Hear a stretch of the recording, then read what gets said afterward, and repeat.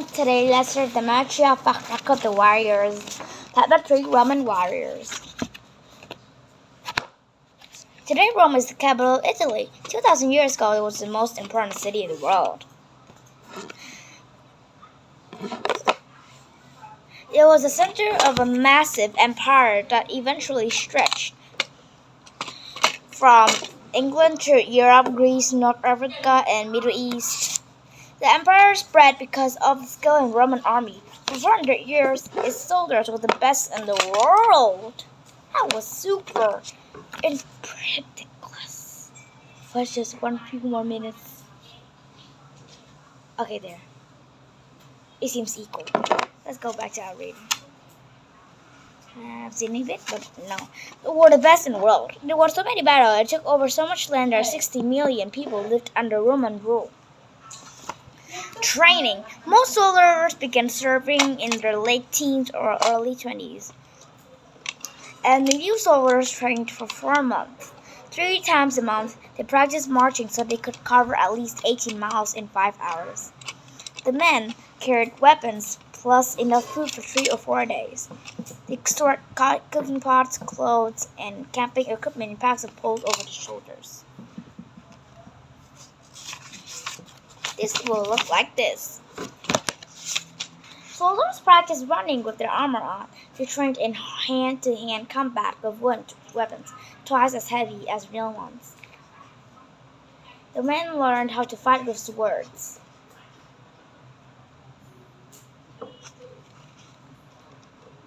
They practiced throwing a spear called a pilum until they could throw it 50 feet.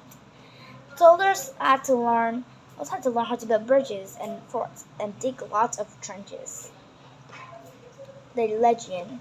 The Roman army was made of fighting units called the legions. There's 6,000 men in the legion. Legion and 80-man units called centuries.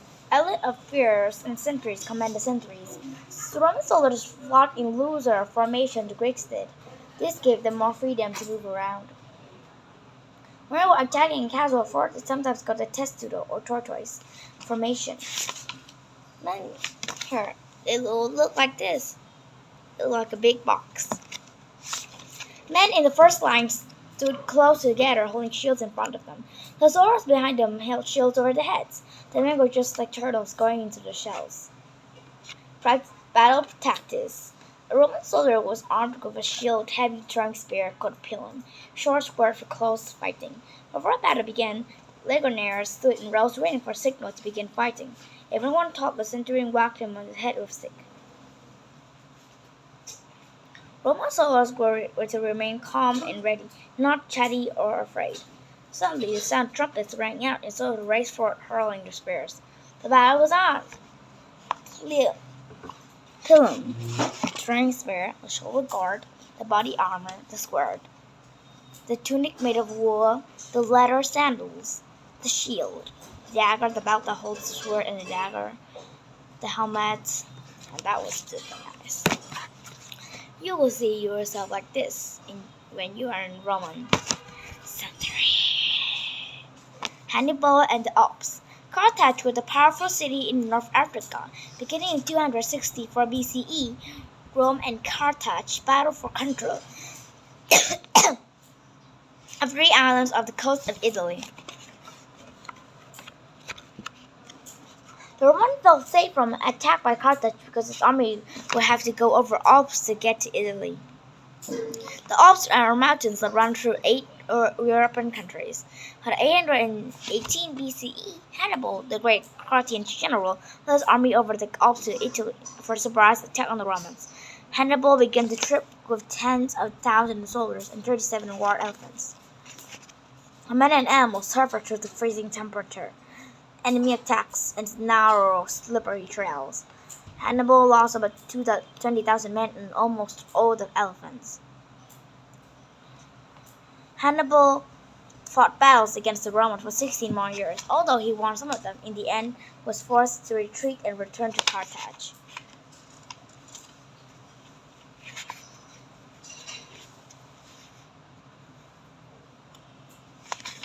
Siege of Alesia. A military siege when an army surrounded the town before it cut off its fleet and other supplies. Julius Caesar was a genius in mysterious warfare. Today Gaul is known as France. The Romans took over Gaul from the empire in 52 BCE. A Gallic tribal chief named Vercingetorix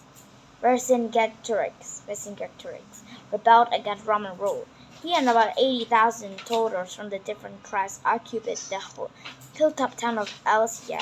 Julius Caesar was the governor of Gaul. His army arrived at Alesia to lay siege to the city. They built a wall about 10 miles long around it. They dug deep trenches and filled one of them with water on a nearby river. There was also buried sharp, pointed spiked deeps in the ground to stop anyone from escaping. To keep other Gallic tribes from helping Vercingetorix, Caesar constructed a second wall that's 30 miles long outside the first wall. Rome also put up tall watchtowers every 80 feet. It's really hard to believe that all they did of this work is only 3 weeks. 60,000 soldiers arrived and helped the Gauls at the Alesia. They attacked Caesar and his men. The Romans were much better fighters than the Gauls, and many enemy soldiers ran away or died in fighting. Caesar defeated the Gauls and took Vercingetorix captive. The Siege of Alesia is one of the greatest battles in military history.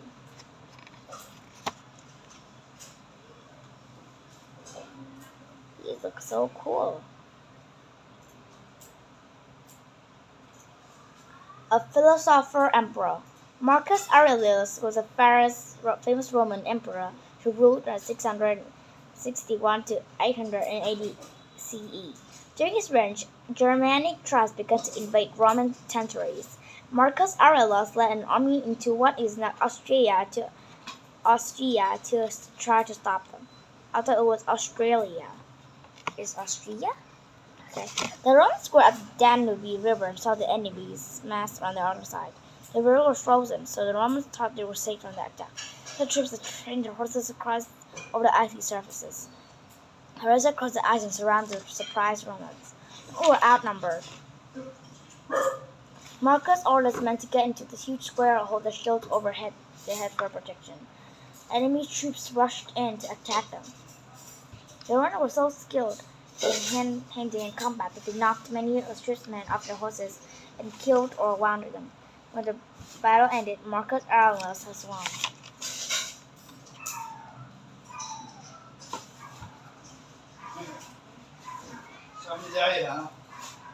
That's so cool. Marcus was also a great philosopher. He practiced stoicism and wrote a book about it. People who are Stoics try to control their emotions and lead brave, honest, and simple lives. Boudica, the warrior queen. The Romans conquered much of England, ruled the Brits and tribes that lived there. One woman was brave enough to fight in the Romans and almost forced them out of England. Queen Boudica's husband was a Briton king. After he died, the Romans tried to take his property. Boudica was so angry.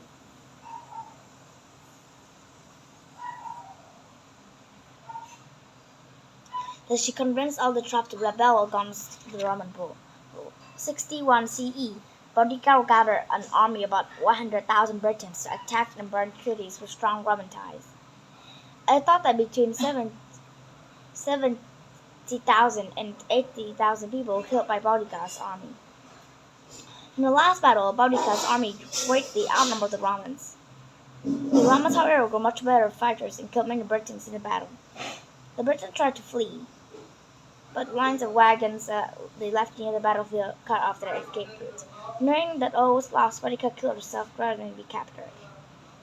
The emperor fades away.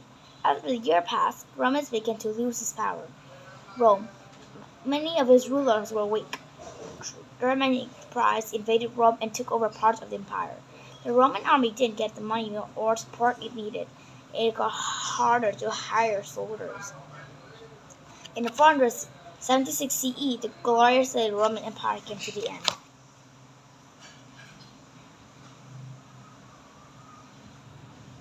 That looks quite cool, isn't it?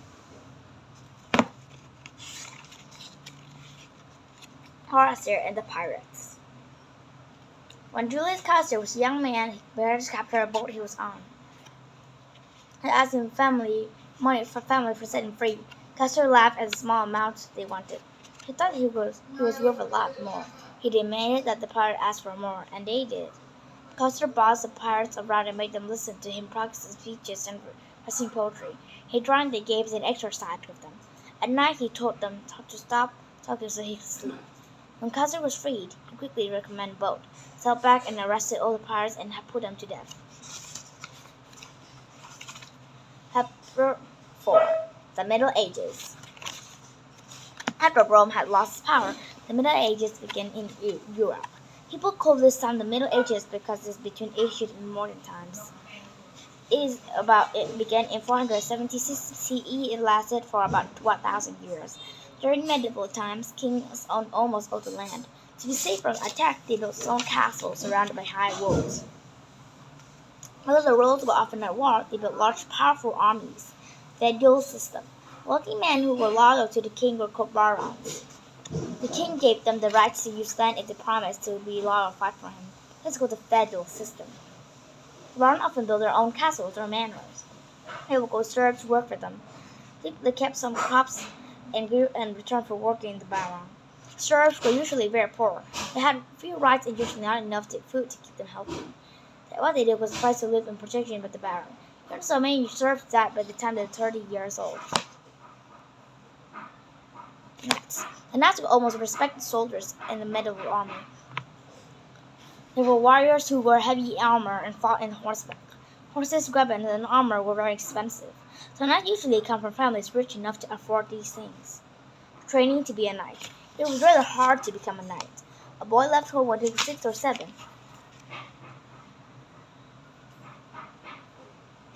To live and train in the order Lord's castle. The first few years he worked as a page. Pages were like servants. He served milk, took care of the knight's clothes, and ran errands. Because knights were supposed to be polite, pages learned good manners.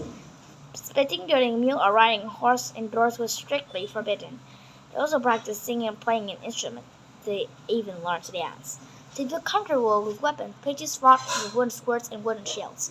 They practiced throwing a lance on the outer back of a horse by sitting on wooden horse and wheels. As one pulled the horse forward, they threw lances at the target. Pull harder, Annie. Annie looks so old. She looks like Jack's older sister.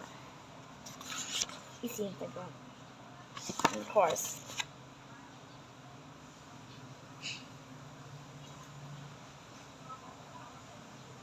She wouldn't be like that in the story. When the page was 14 or 15, he became a squire. He trained and he became more serious. A squire practiced with real weapons and learned to fight from the back of the horse. Since knights carried lances and other weapons into battle, they needed to keep their hands free. To learn how to do this, the squire practiced riding without reins and controlling the horse with only their knees. Before battle, the squire helped his knight put on armor.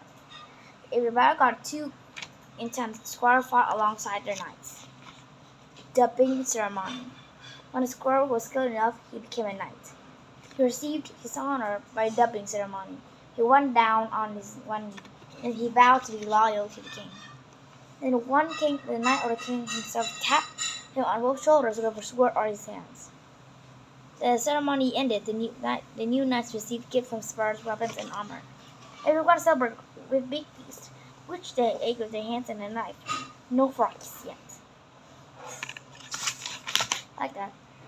Now that I'm a knight, please call me Sir Jack. That's what you have to call me, Your Royal Highness. Code of Chivalry. The knight vowed to follow the code of chivalry. The code gave him rules about how to behave. The perfect knight was always brave. He protected the weak and treated people fairly. One of the more important duties was loyalty to the king. Chivalry was also demanded that the knights honor and respect women. He was supposed to be gentle and generous to them at all times. He often told stories about breaking and winning the heart of a lady he loved. That was cool. But the knights could be brutal and violent. They could also be cowards. If they were, their shields and swords were broken in two and they lost the privilege of being a knight. Armor. Knights wore heavy metal armor. It was so hot inside that they had a hard time breathing. They needed twice as energy as they used walking around. A knight's armor might weigh over 50 pounds. He was covered in metal from head to toe. Weapons. The knight's most important weapon was his sword. All his swords were white flat with two sharp edges. These were called slashing swords. The problem was that the slashing swords couldn't get through the enemy's armor. Here's the slashing sword. To solve this problem, sword makers made thrusting swords, the sharp tips that fit between the armor's steel plates. It was cool. The heaviest swords were two-handed swords. They were as tall as the knight and so heavy they needed both hands. The knight rode towards the enemy with a large shield on one hand, long lance tucked in his arm. He used the lance to warn people and knock them off their horses. Crossbows and longbows. Knights bore the old shoulder in the battlefield. Skilled archers often made the army successful. Medieval bows and arrows were much more powerful. Oh, wait. Oh, yeah. That one used in ancient armies. In 1252, there was a law that required most Englishmen to own a bow and an arrow. It was nice. Here are some of the crossbows. There's two types of bows. One was the crossbow. Archer held like a rifle and pulled the trigger. The arrow went about 200 yards and could pierce a knight's armor. The problem was that an archer would shoot only 2 arrows per minute. Longbows were 6 to 7 feet long. Archers needed both skill and lots of strength to pull the string back. The advantage of the longbow was it didn't weigh much and shot 6 or 10 arrows a minute. They could injure someone from 400 yards and kill at 200 yards. King Henry V. In 1415, King Henry V of England faced the French army in a muddy battlefield, facing the French. Wait, I have some idea for you. You just said the King Henry V. King Henry V. It looks so cool indeed. This is from a Shakespeare story. It looks fun. Here. Early as the morning thunderstorm broke, rain fell mercilessly, drenching English and French alike and turning the plain into a sea of mud.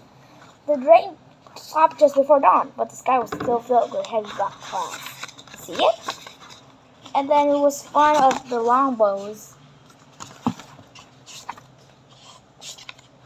He was also by King Charles, and there he married the Catherine, the French princess. And when one of our subjects heard when he met Catherine, the French princess, they fell in love at once. Even though he could not speak English, she could not speak English, and his clumsy French made her laugh. So they married the British war of France, ended with feasting and friendship. I love this book the most, but are we concentrating in the warriors?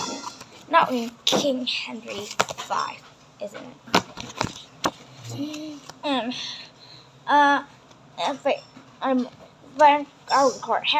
Henry has about 6,000 soldiers, while the French is almost 4 times as many. But the 5,000 of Henry's soldiers were longbowmen. They could shoot so fast that about 30,000 arrows fled towards the French every minute. Like in the picture I just showed to you. Because of the skill of the longbowmen, King Henry won the battle. Tournaments and jousts. The biggest medieval festivals were tournaments that usually lasted for several days. The excited crowds watched the king scatter on the field, decorated with flags, and have fake battles with one another. They used random weapons to keep anybody from being too badly hurt. The joust was a contest between the two knights. They galloped toward each other at breakfast speed and used their lances to try to knock the other off his horse. Duels could be dangerous and sometimes even deadly. In 1559, for example, King Henry of France died from injuries received while jousting. In 1536, King Henry